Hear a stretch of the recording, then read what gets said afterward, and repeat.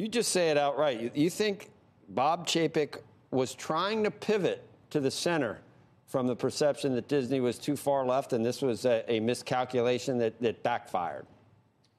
I think it's pretty clear it backfired because of everything we've seen over the past week and the fact that he literally had to flip-flop on the issue and come out against a bill that they had decided to not take a position on. And, you know, it caused a firestorm. And this is a narrative that has been created around Bob Chapek, that he has sort of been tone deaf to some of the issues that are important to not only Disney employees, but some of the talent that are so important to the success of the company.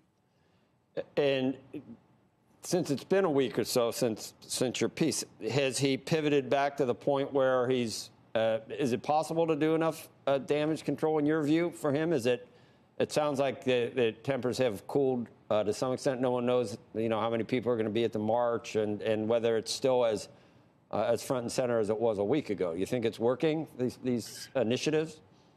I think these steps are a positive change. The first and most important was that he apologized to employees for the position that he took. And he said he recognized how important it was to take a position on these issues. I think Julia is exactly right in that it's going to be proof in the pudding what they actually do on these issues going forward, because the entire company is now watching every step that he makes.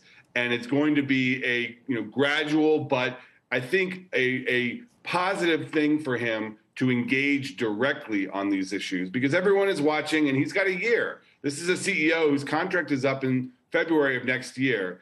And if he can't fix these morale issues and these perception issues within the company and outside, he's got a real problem. Sarah, what have you, in terms of the last week or so, what are your, just go off, what are your comments on the whole situation?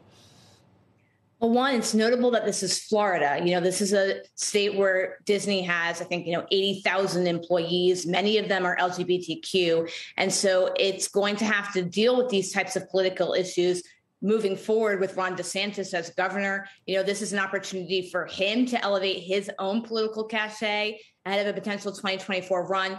And so this is the first time that Bob Chapek might be running into this, but it's not going to be the last.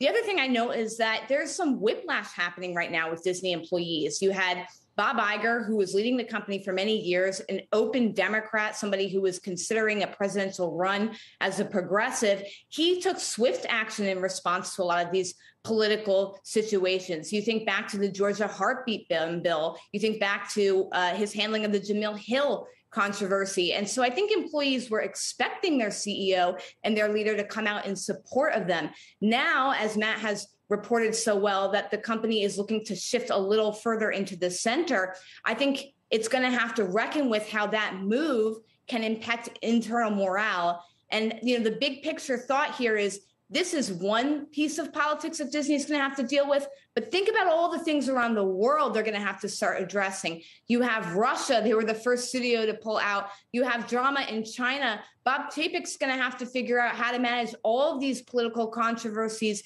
seamlessly going forward as the company's CEO.